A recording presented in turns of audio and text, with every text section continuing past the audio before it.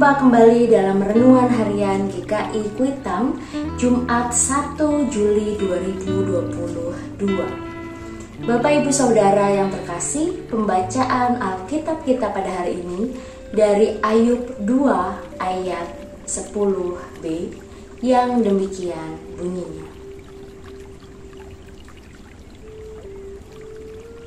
Apakah kita mau menerima yang baik dari Allah, tetapi tidak mau menerima yang buruk?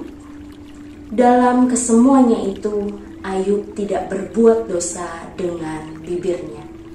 Shalom Bapak Ibu Saudara yang terkasih di dalam Tuhan Yesus Kristus. Kiranya Bapak Ibu Saudara dalam keadaan yang baik, dalam keadaan yang sukacita. Jemaat yang terkasih, sungguh timbul perasaan haru ketika kita mengunjungi orang yang sudah dalam terminal atau stage karena penyakit kankernya. Justru kita dikuatkan dengan kesaksian tentang penyerahan dirinya kepada Tuhan. Dia percaya bahwa Tuhan telah memilihnya untuk menerima keadaan seperti itu dengan ucapan syukur dan percaya penuh pada rencana Tuhan atas dirinya. Jarang kita menemukan orang percaya yang memiliki iman yang dewasa seperti itu. Yang sering kita jumpai justru banyak yang imannya kekanak-kanakan, yang memerlukan simbol atau tanda untuk membuktikan kasih Tuhan buat dirinya.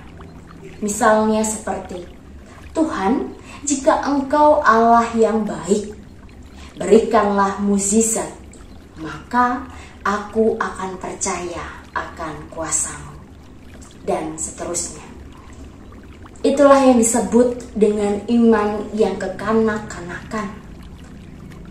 Memerlukan wujud, memerlukan bukti, baru dia bisa memahami kasih Tuhan bagi dirinya. Arthur Ashe, pemenang 3 gelar juara tenis Grand Slam, America Open, dan juga Wimbledon, mengalami serangan jantung akibat penyakit jantung koroner dan harus menjalani operasi bypass. Namun, dia justru terinfeksi HIV melalui transfusi darah yang diterimanya. Seorang penggemarnya bertanya kepadanya melalui sebuah surat, "Mengapa Tuhan memilihmu untuk menderita penyakit itu?" Arthur menjawab, "Di dunia ini ada 50 juta anak yang bermain tenis. 500.000 menjadi pemain tenis profesional. Hanya 5.000 orang yang mencapai turnamen Grand Slam. 50 orang berhasil sampai turnamen Wimbledon. Dan 4 orang di semifinal. Dan hanya 1 orang yang menjadi juara. Dan ketika saya menjadi juaranya, saya tidak bertanya kepada Tuhan, mengapa saya harus menang? Mengapa saya yang Tuhan pilih untuk menjadi pemenangnya?" Bapak Ibu Saudara yang terkasih, bukankah kita juga tidak pernah bertanya kepada Tuhan ketika Tuhan memberikan kesuksesan, memberikan kekuasaan, memberikan kekayaan, memberikan kepandaian, memberikan kesehatan yang prima?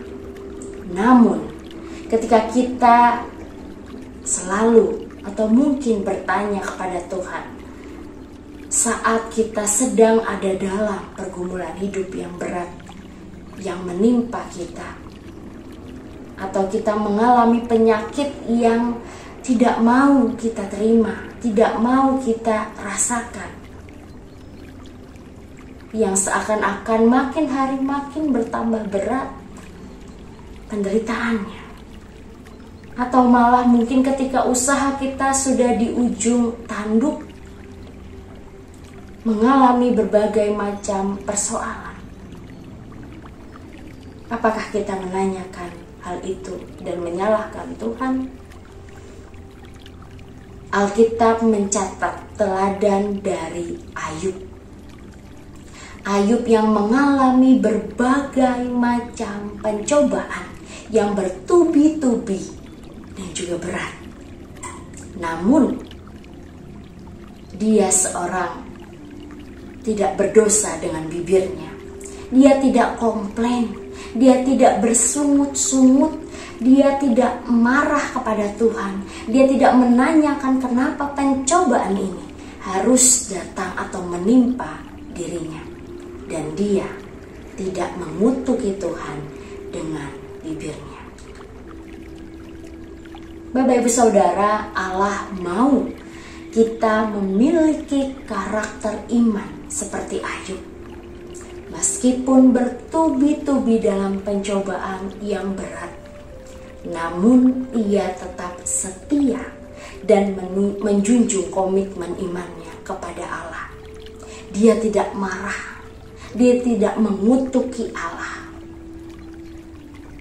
Mari kita juga memiliki iman yang dewasa seperti Ayub.